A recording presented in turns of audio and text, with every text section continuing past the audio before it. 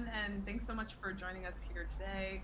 I'm Emma Court. I'm a healthcare reporter for Bloomberg News, and I'm here with Hillary Coles, a co-founder and vice president of merchandising at Hims and Hers, a direct-to-consumer telehealth company, perhaps best known for making erectile dysfunction medications available online.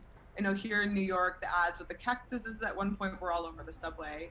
And as my colleagues at Bloomberg and other outlets have noted, and recently reported, new directions in the works for Hims, which is in talks to go public through a merger with a blank check company.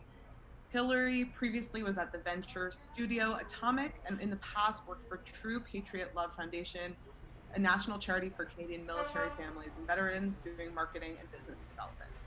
She's originally from Toronto and has an MBA from the Northwestern University's Kellogg School of Management. So, Hillary, I know being from Canada has really kind of influenced the way you think about and approach US healthcare. Can you tell us a little about those experiences and how that factored into the founding of Hims and Hers? Yeah, so I think our foundation for starting Hims and Hers is just wondering why is it so hard to take care of ourselves? And I think knowing that I'd lived the majority of my life in Canada and I'd seen alternatives, I knew it didn't have to be as needlessly painful as it felt like it often was, where it's expensive or hard to access or the information seems needlessly complicated. And so we really approached building Hims and Hers from this principle of why. Why is it so hard? Why couldn't we make um, interacting with the healthcare system feel more like an e-com experience that consumers today expect? And I think that has really allowed us to approach the healthcare system with a fresh set of eyes and really advocate for the consumer at the end of the day. And I think it might be helpful just to start off walking a little bit through the Hims and Hers business model. And can you give us a sense of the business's scale in terms of revenue, customers, growth, that kind of thing? Yeah, so we started in 2017 with men's health, specifically focused on sexual wellness and hair care. Since then, we've launched almost 100 products in dozens of conditions and had more than 2 million medical visits on our platform, which when you think about a big company like Teladoc, it took them 13 years to get to a place where they had 1 million visits. And I think that's really representative of the degree of consumer control and information that we're able to provide. So a consumer is able to come to our platform for a variety of conditions, skincare, sexual wellness, primary care, select what they're most interested in, and then be connected to a doctor who's licensed in their state to review their options with them. And if the product in question is appropriate for them, they're able to get that product delivered directly to their door without having to leave their home, which has never been more important than this year in the pandemic, and be able to manage their account from home. So it's a really seamless end-to-end experience. Yeah, and I think talking about the pandemic will be pretty important here. I mean, these last few months have been, a big change for everyone, and especially for services like Hims and Hers. Can you talk a little bit about how the business has changed, if at all, during the pandemic? I know you did have some new launches, like a primary care offering, COVID test, a mental health offering. So I think it would be helpful to hear, what you guys changed and also what you're seeing from your side of things. Absolutely. So COVID really accelerated, I think, what collectively our view of telehealth was. And I think as Hims and Hers, really what sets us apart is our direct relationship with the consumer. And so we were able to modify our roadmap with the start of the pandemic in the spring to be able to really meet the needs of what we were hearing from our consumers. So to start, immediately we launched a primary care offering in both English and Spanish to be able to help fill in some of the gaps and the pressure that was on the healthcare system. We were hearing from consumers that they were trying to take care of themselves, trying to take care of their families, while also trying to stay safe and stay home and be responsible. So whether it's for skin conditions or cold and flu symptoms, we were able to stand up a primary care offering in every single state, and immediately saw a 20% increase in business once we did that in April of this year, which was phenomenal. The next thing we did was really establish partnerships to help alleviate more pain points in the healthcare system. So in talking to our employees and our consumers, people were concerned about being able to get tested for COVID. So in May, we launched in partnership with Rutgers an at-home saliva test, because again, we're able to bring that characteristic Hims and Hers end-to-end transparency, control, and information to COVID tests, which at the time were a huge source of stress for so many people. We also partnered with pharmacies like Alto and Capsule in certain major markets to allow consumers to get same-day delivery for certain medications, which when you're acutely suffering and in pain is really, really important. And then finally, what's most important to me and has been a passionate project for me is launching mental health. And that's been really in response to the collective anxiety, depression, loneliness, isolation that I think as a nation we're feeling right now. And so we're able to offer at a fraction of traditional price or traditional costs, access to psychiatry support. We launched free group therapy sessions so that anyone can access at any time, and really to just deliver care and deliver more what we call kind of whole body care. And so in those three ways, we've been able to step in and specifically support our consumers. That's really interesting. And I'm curious in terms of the big picture here. There's been a lot of, you know, thinking about the subject of telehealth and this idea that, this is a real proving case, right? When you have people who can't leave their homes or shouldn't be leaving their homes, suddenly the case for telehealth becomes really, really, really clear. Do you see this, bump lasting in the long term? And I'm curious, why as well. I assume you're going to say yes to that one. Yeah, it's a fantastic question. And I think the answer, obviously, on our side is a resounding yes. I think when you look at the healthcare industry, it's one of the last multi-trillion-dollar industries that has not been revolutionized in any major way. It looks much the same as it did 30 years ago. And unfortunately, that experience for many consumers is a black box. You don't know how much you're going to get paid, you're going to be expected to pay. You don't know how long you're going to wait, but for most people in the country, it's over 3 weeks to get an appointment with a PCP. You're not provided options. You're not given all the information that you need. And that's just not the way we interact with the world today as consumers, particularly in the millennial and Gen Z space.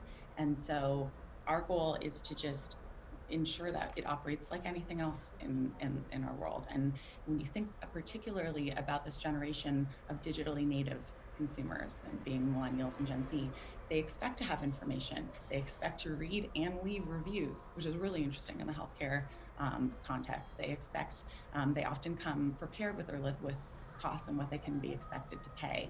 And they expect speed, personalization, and convenience, all things that have not been synonymous with the healthcare system. And so I think in people perhaps interacting with the telehealth system for the first time because they had to during COVID because they couldn't leave, they're finding that it's a high quality experience. It removes a lot of the frictions that they had leading up or previously when interacting with traditional healthcare systems. And so, you think about this seamless, high quality experience, and it's something you want to replicate and you want to go back to. And so we believe really strongly that all of the innovation that is driving telehealth right now is really for the good of the consumer. And the consumer's not going to want to give all of that back up. And I do want to talk a little bit more about the model in some more depth, but I do want to ask you as well about getting into COVID testing. Right now, that looks like a pretty good bet, right? I mean, you did it pretty early on when there wasn't as clear a path to how you would even do that. And so I'm hoping you could talk a little bit about, did you expect this to be such a long-term problem? And what have you been seeing in terms of demand more recently? Have you been able to keep up with demand? Or do you think it's becoming easier in the big picture for people to access this kind of testing? Our goal is for people to be able to access healthcare more easily across the board. And I don't know that anyone can say that they expected to still be dealing with the same problems we were dealing with in the spring today. And certainly that's not our hope. We hoped that we would be in a much better place this fall than we were in the spring. But our decision to launch the at-home saliva test was really in response to what we were hearing from our consumers because of that incredible direct relationship we have with them, and consumers asking for us to come in and help support and provide that security, that peace of mind, and that access. So at the end of the day, our goal is just to be able to support our consumers with whatever they're telling us that they're worried, concerned, or nervous about.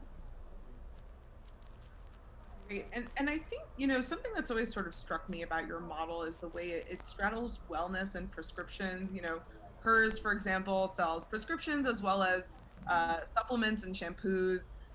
It's kind of like the mix of products that you see at a pharmacy. And so I'm curious, was that a strategic decision to replicate some of the pharmacy experience online? Could you talk a little bit about why? Because I think that also makes some people skeptical. If this is a medical service, why are they selling these sort of non-medical pseudo scientific products? I think our decision to carry both prescription and non-prescription products comes from who we serve and who is the majority of our consumer base at the end of the day. So the majority of our consumer base is Gen X, millennials, Gen Z, and the way that they think about healthcare and taking care of themselves is what we call a whole body experience. So it's not just in the way I think previous generations may have thought of it as an acute response or physical only.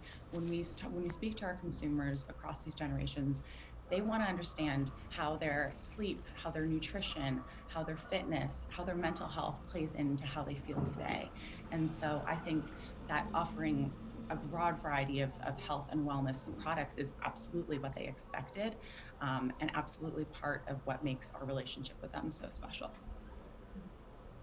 It's interesting. I'm curious on the subject of different products. Do you find people are coming to you for the prescriptions and then they're buying shampoo as well? Or how are you finding that sort of buying pattern emerging?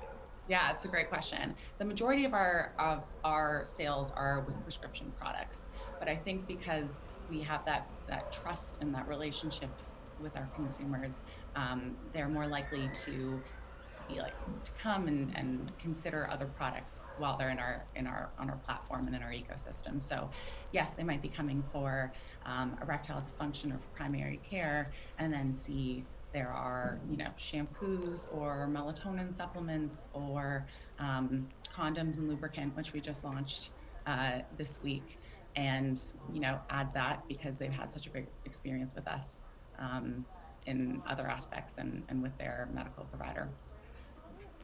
Another kind of curious part of this model, and we've seen it replicated elsewhere as well, is this bypassing of insurance, right? I mean, you're working in a space that people are paying cash to get these prescriptions. I mean, how much of a shift is that from what people are used to doing, and how willing have you seen people be to pay totally in cash for their prescriptions? Yeah, it's a great question. I think what consumers appreciate most about us today is being able to just choose what they want, no surprise fees, they don't have to figure out whether or not this condition is covered by their insurance plan or finding a provider in network.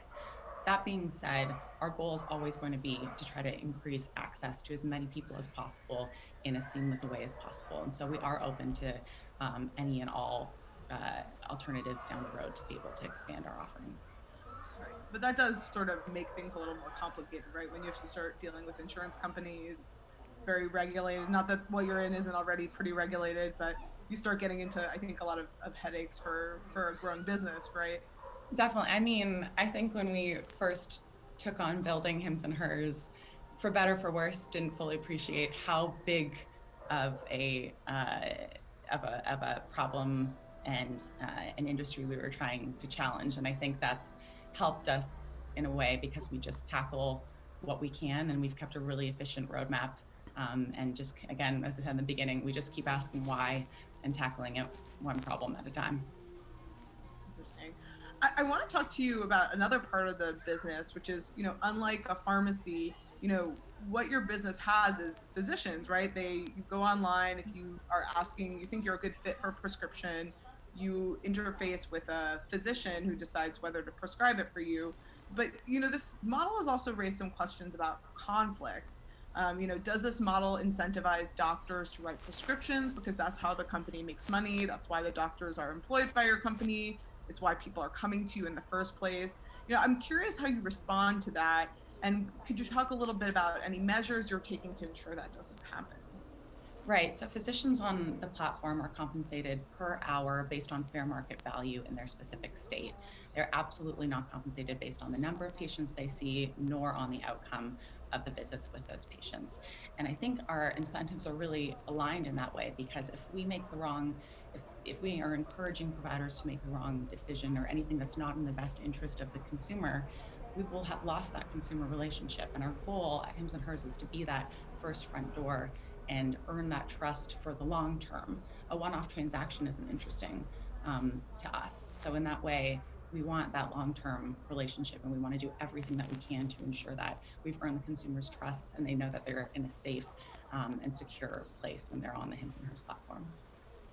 That's interesting, but I can't help but wonder as a consumer myself whether someone who comes to you for a medication and is denied that medication might be angry, might say this platform isn't worth it, might not have that kind of consistent long-term relationship with you if that's what they came for and they're denied.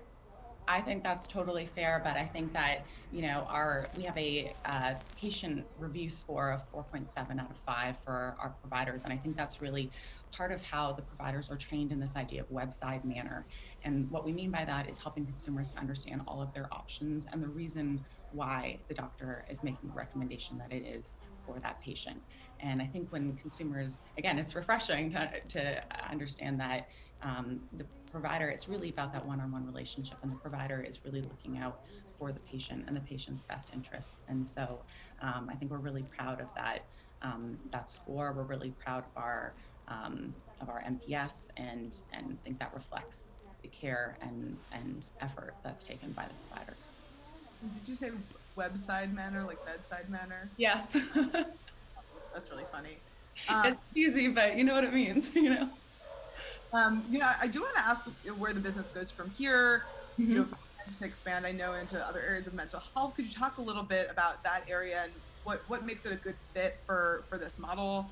I'm also hoping you could share a little bit about your plans for growth in terms of the future of the company, referencing some of the news that's been coming out about it lately. So I think part of what makes us so unique as a company is that we started with these stigmatized conditions. And the reason why we did that is because it encouraged and mandated almost as a company that we focus on openness, transparency, and trust building, which again, when you think about healthcare and the perception of healthcare before that, was this idea of a really opaque experience, a black box.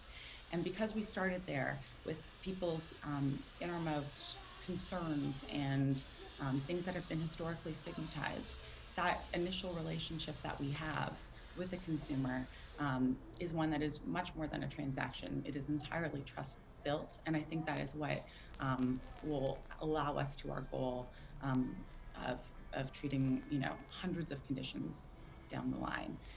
It's this entry point where people feel safe and trusted, because you don't wake up one morning and decide to tackle erectile dysfunction or hair loss or anything that you've been nervous about. It often comes from days and weeks and months and years of feeling unsure or insecure about something. And so to wake up or to decide to enter through that front door, and that front door is Hims and Hers, is a really huge decision. And I use this comparison all the time, but you can have the best restaurant in the world, great food, beautiful interiors, and if nobody wants to come inside, it doesn't matter.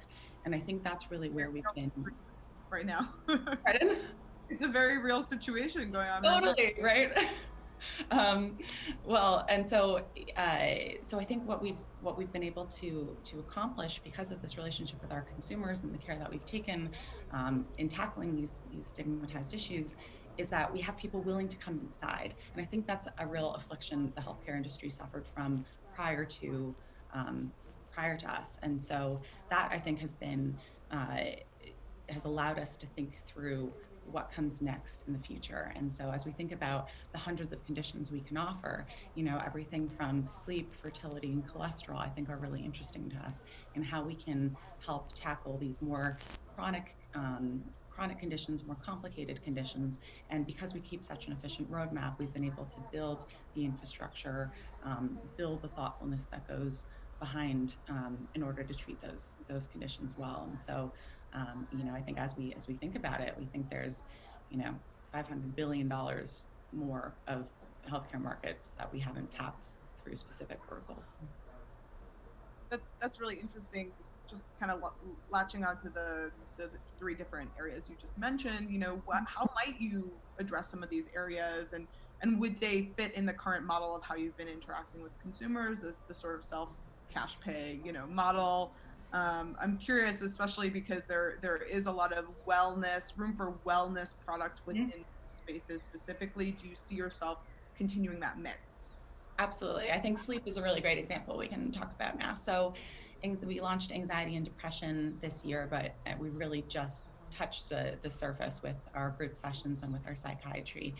We have talk therapy that's coming in the next few months, and we'll be looking to provide both community care, individual care, and medical care as we think about treating those conditions. And I think sleep is a really interesting one that ladders into anxiety and depression.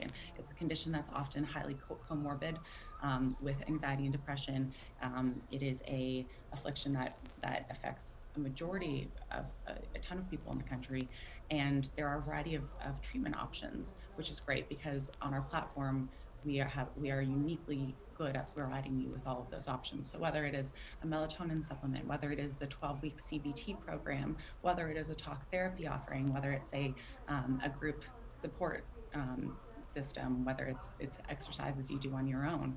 I think having all of those options, again, is what the consumer very much expects today, and where we are uniquely set up to do well on our platform because we have that ability to connect you directly to a medical provider. We have that ability to connect you to groups, and we have that ability to connect you to education and to non-prescription products. It's interesting. So now that we're getting kind of towards the end of our time here, I want to play a game with you called Overrated, Underrated, Insight Special. I'm going to give you some topics and let me know if it's overrated or underrated. So all right. First one is Livongo and Teladoc's merger. Rated? Appropriately rated? All right. You're allowed to do that, but okay. State telehealth regulations. Overrated. I think there's so much opportunity for